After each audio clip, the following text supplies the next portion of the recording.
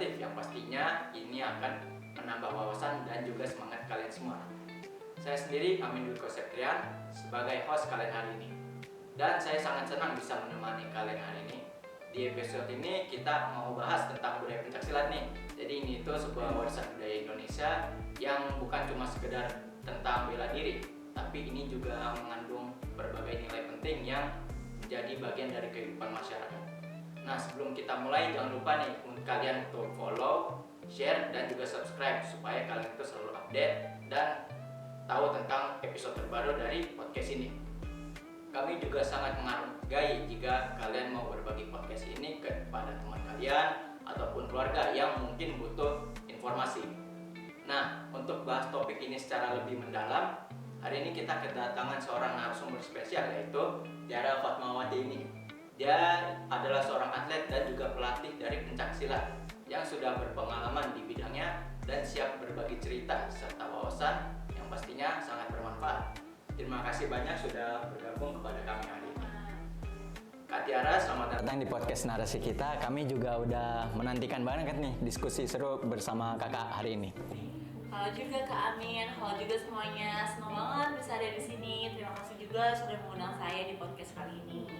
Sama-sama Kak. Nah, sebelum kita lanjut ke topik selanjutnya, kakak bisa kenalin dulu nggak nih kakak ini namanya siapa? Terus juga dari Padepokan mana? Halo, perkenalkan nama saya Tiara Fatmawati. Saya berasal dari Padepokan Taman Mini Indonesia yang terletak di dekat Taman Mini Indonesia, yaitu Padepokan Pencaksilat Taman Mini Indonesia. Oke Kak Tiara, kakak ini kan sebagai atlet sekaligus juga pelatih dari pencaksilat itu sendiri ya. Nah, bisa diceritain nggak sih awal mula kakak mengenal pencaksilat itu gimana? Oh, boleh banget.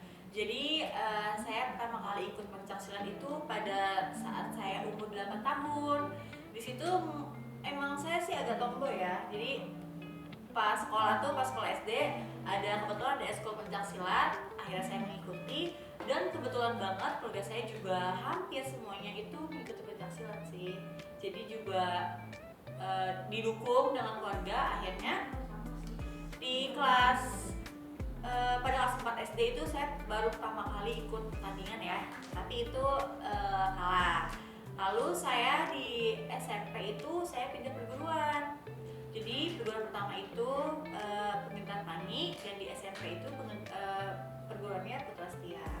Oh, jadi waktu pertama kali tahu itu masih kecil ya? Iya, masih sangat kecil. Nah, terus apa ini yang bikin kakak tetap semangat walaupun punya fasilitas yang seadanya gitu?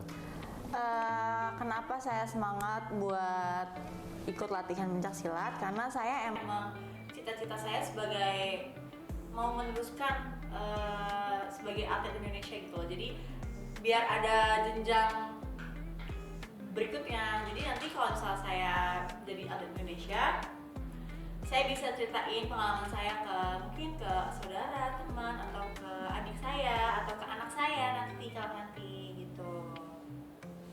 Wah, mantep nih Kak. Nah, kalau boleh tahu juga, kapan sih kakak pertama kali itu ikut kejuaraan ya? Saya pertama kali juara itu pada saat saya umur 13 tahun, yaitu kelas 1 SMP. Di situ saya mengikuti kejuaraan wali kota Cup. Alhamdulillahnya saya juara 1. Jadi pas di juara satunya itu nanti diseleksi lagi gitu. Oh, keren banget tuh pasti. Nah, tapi juga ada dong selama itu ada masa-masa susahnya kurang lebih jelas. gitu. Banyak. Itu banyak banget masa-masa susahnya, masa-masa kita sedang down-downnya, itu banyak banget sih. Wah, ini ceritanya juga lumayan bikin haru nih teman-teman. Nah, terus ada nggak kejuaraan kakak itu sampai ke tingkat nasional atau internasional gitu? Kalau nasional ada, yaitu pada saat saya kelas SMA, itu udah mau lulus SMA ya. Jadi saya bawa nama sekolah, alhamdulillah saya juara 3 internasional. Gitu. Terus akhirnya kakak bisa menang? Alhamdulillah menang juara 3. Wah, luar biasa nih teman-teman. Dari semua yang udah kakak lakuin sampai saat ini itu, sekarang kan kakak jadi pelatihnya aja. Iya. Nah, itu apa alasan kakak tuh kenapa mau jadi pelatih? Karena alasan saya jadi pelatih itu karena emang saya udah janji kepada diri saya sendiri yang pertama, yang kedua saya janji kepada pelatih saya kalau saya saat saya lulus SMA itu kan udah diangkat sebagai asisten pelatih ya. Nah, jadi saya mengabdi seumur hidup saya, insya Allah saya mengajar anak-anak murid-murid saya nanti sampai nanti kelak ada generasi lain baru saya stop kayak gitu. Mungkin murid saya nanti udah gede nanti ada lagi gitu jenjang berikutnya gitu. Nah, selama kakak itu jadi pelatih pencaksilat, ada nggak kendala yang kakak alami? Terus juga gimana cara kakak itu ngatasin kendala itu? Kendalanya sih nggak terlalu ini ya, nggak terlalu ekstrim gitu lah. Mungkin kayak contohnya, misalnya saya mau ngajar silat, tiba-tiba nih nanti ada kelas, karena kan saya masih kuliah ya, ada kelas jadi diundur gitu. Jadi kendalanya cuma itu aja sih, waktu. Nah, salut banget nih kak.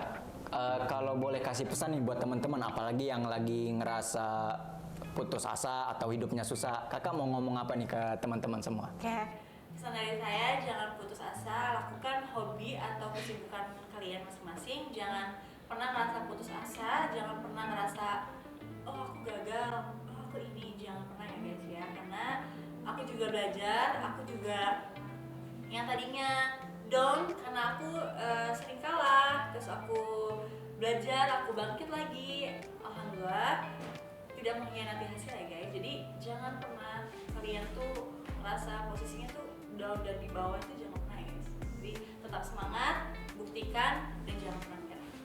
Nah, setuju banget nih sama omongannya Kak Tiara. Nah, makasih juga buat Kak Tiara udah bagi cerita inspiratifnya buat kita semua.